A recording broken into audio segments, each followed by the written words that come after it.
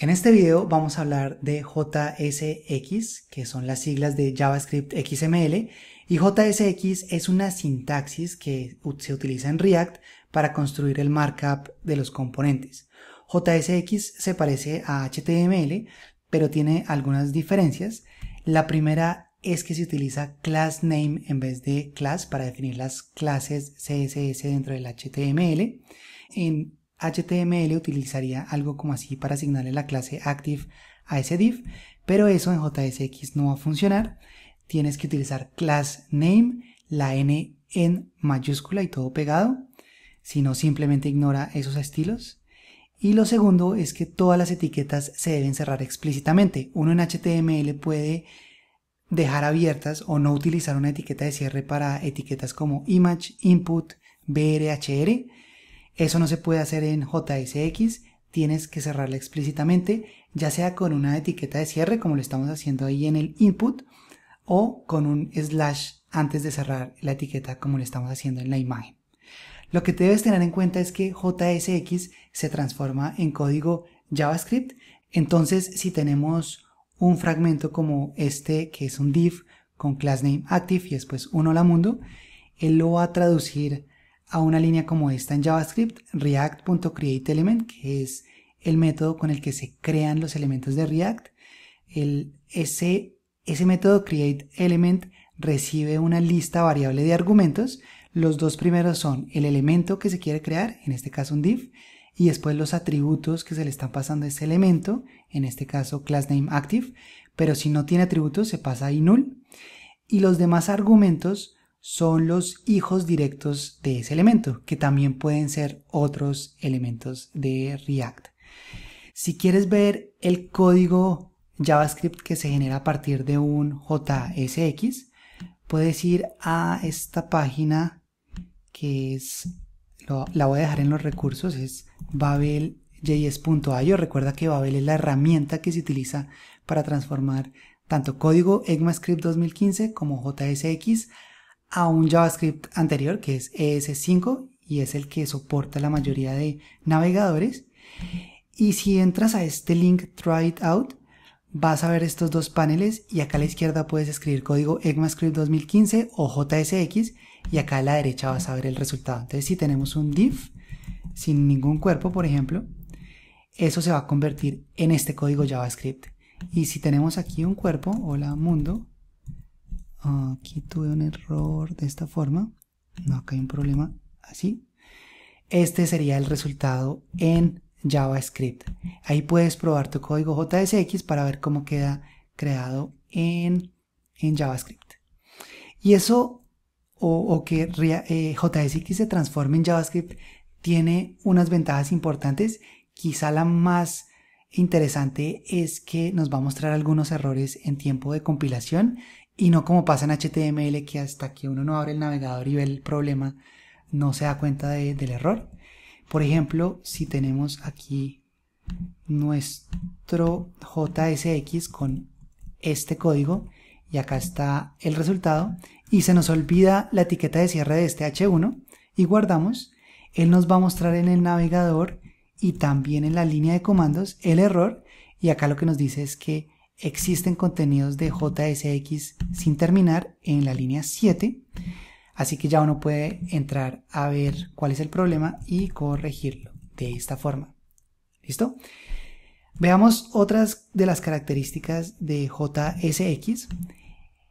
Es posible asignar fragmentos de JSX a variables, entonces en este caso le estamos asignando a una variable elem un párrafo, y eso es posible, eso se va a traducir en JavaScript algo como esto, en donde le estamos asignando a elem react.createElement, es un párrafo que no tiene atributos y por dentro tiene hola. También puedes retornar JSX desde otros métodos, otras funciones.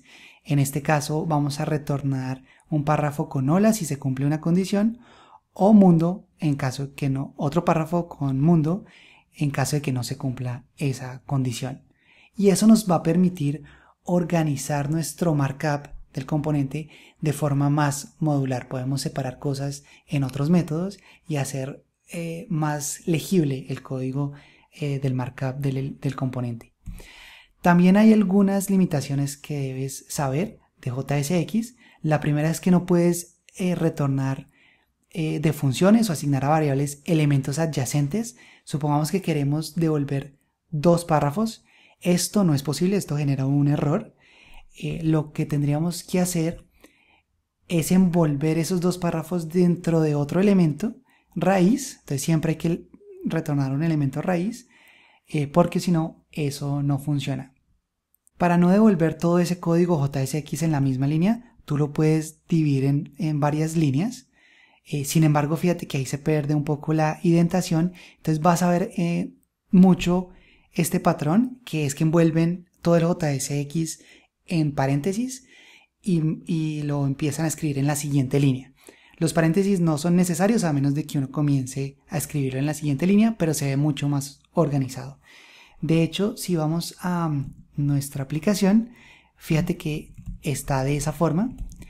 Y si tratamos de agregar aquí otro elemento adyacente, digamos un párrafo, y lo guardamos, eso va a generar un error que nos dice que los elementos JSX adyacentes deben estar encerrados o envueltos en una etiqueta que los encierre. En este caso nos tocaría utilizar el div y encerrar esos elementos en esa etiqueta. No tiene que ser un div, pero sí debe ser una etiqueta que encierre a los demás elementos. Sigamos con las características de JSX. Puedes mezclar código JavaScript dentro de JSX utilizando corchetes o llaves. Acá tenemos un ejemplo en donde estamos definiendo una variable style y una variable title y las estamos utilizando dentro del JSX. Style lo estamos utilizando como el valor del atributo className, y fíjate que ahí ya no necesitamos las comillas, y title lo estamos utilizando como el contenido de ese div. ¿Listo? Eso es posible. Otra limitación de JSX es que no puedes utilizar las palabras if else dentro de JSX. Eso es una gran limitación, pero eso no significa que no puedas utilizar condicionales. Debes utilizar el operador ternario, que es este que ves acá en este ejemplo. El operador ternario está compuesto de 3 partes: la condición, que debe evaluar a verdadero o falso, abres signo de interrogación, después va la parte que se va a retornar si esa condición evalúa verdadero, espacio 2 puntos, y el valor que se va a retornar si esa condición evalúa a falso. Y esa limitación se debe a la forma en que JSX se transforma en código JavaScript. Como llama el método createElement, no es posible pasarle a un método o una función un if else como argumento. En cambio, sí es posible pasarle un operador ternario. Otra limitación, la forma en que debes mostrar los elementos de un arreglo en JSX es la siguiente. Vamos a definir aquí en este ejemplo un arreglo de nombres y queremos mostrar esos nombres dentro de una lista no ordenada. No lo podemos hacer con un for, por lo mismo, por la forma en que JSX se transforma en código JavaScript, pero podemos utilizar un map. Y la razón por la que utilizamos un map es que map devuelve un arreglo que es de igual tamaño al original, en este caso de names, pero con cada elemento transformado en otra cosa. En este caso vamos a retornar elementos de React, que son estos LIs que queremos mostrar dentro del UL. Probemos eso. Así que volvamos aquí a nuestra aplicación, tengamos el navegador a la mano y supongamos que queremos acá mostrar dentro de esta lista no ordenada una lista o unos nombres. Entonces Pedro, Juan, Germán, y acá adentro utilizamos los corchetes porque vamos a embeber JavaScript. Entonces names. Si utilizamos for each, probémoslo. Acá va una función, for each recibe una función y lo que queremos es mostrar estos LIs con cada uno de los nombres. Uno esperaría que esto funcione, pero primero tenemos aquí, pusimos names, un error, ya lo solucionamos y el problema es que no muestra esa lista y la razón es que for each no retorna nada, así que no va a funcionar. Tenemos que usar map, que sí va a retornar un arreglo de estos elementos de React y aquí sí los muestra. Ten cuidado porque fíjate que no estoy utilizando corchetes para definir esta función. Si utilizara esos corchetes, ya no funciona. Y la razón es que ahí sí tendrías que hacer el return explícito. Eso ya es más conocimiento de ECMAScript 2015 que algo específico de React. Si guardamos acá ya vuelve a funcionar, pero se ve mucho más elegante sin el return. Y ahí ya tenemos que quitar los corchetes para que funcione. Solo para que lo tengas en cuenta. Este código también se podría hacer más compacto y escribirlo en una misma línea, pero me parece que se ve más claro separado de esta forma, porque ahí vemos que este LI o estos LIs van a estar anidados dentro de este UL.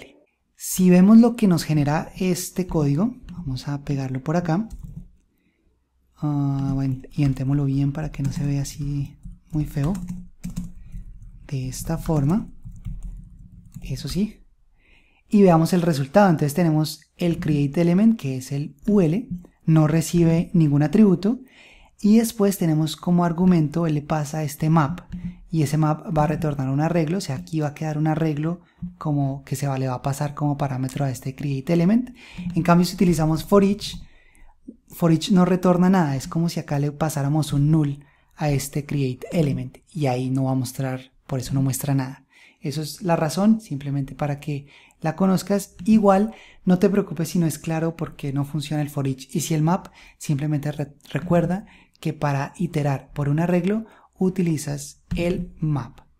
Con esto ya tienes unas bases sólidas de JSX, así que en el siguiente video vamos a hablar sobre los componentes.